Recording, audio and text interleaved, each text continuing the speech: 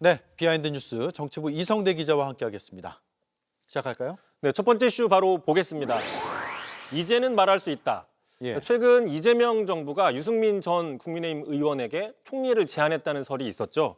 이에 대해서 본인이 직접 비하인드를 공개했습니다. 결론부터 얘기하면 제안을 받은 사실이 있다는 거죠. 예. 자, 이렇게 얘기를 했는데요. 언론 인터뷰에서 지난해 2월 민주당 의원을 통해서 집권하면 국무총리를 맡아주길 바란다는 이재명 당시 대표의 메시지를 전달받았다라고 공개를 했습니다.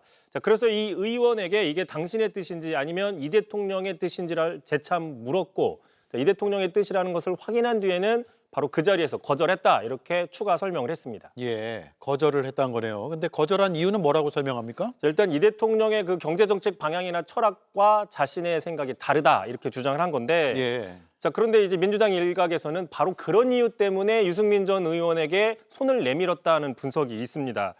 참고로 그 유승민 전 의원이 연락을 받았던 지난해 2월 잠시 되돌아가 보시면 언제입니까? 그 탄핵 심판이 한창 진행 중이었지만 민주당에서는 조기 대선 가능성을 염두에 두고 본격적인 대선 준비를 할 때입니다.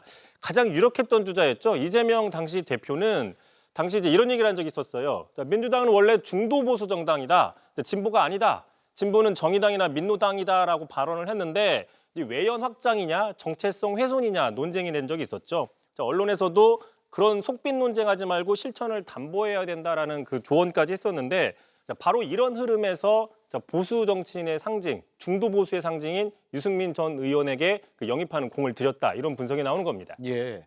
어쨌든 유승민 전 의원이 극구 거부해서 영입 시도는 없었던 일이 됐다라고 보면 됩니까? 그렇습니다. 그런데 이제 유승민 전 의원도 일단락된 줄 알았는데 지난해 5월, 그러니까 대선 직전이었죠. 다시 한번 영입 시도가 있었다라고 또 주장을 했습니다.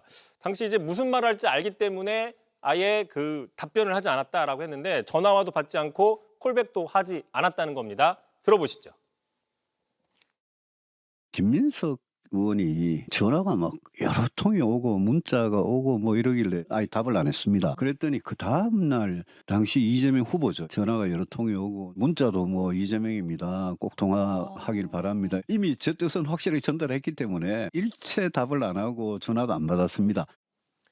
참고로 유승민 전 의원은 당내에서 비주류로서 오랫동안 좀 자리를 잡지 못했었는데 정작 진보 정부만 들어서면 영입 영순위 또 단골 입각 후보였다라고 볼 수 있는 건데요. 예. 실제로 문재인 정부 초기에도 김경수 전 의원에 따르면 그 문재인 당시 대통령이 입각을 검토했지만 뭐 실제 제안을 하지 않았다라고 공개한 적이 있습니다. 예.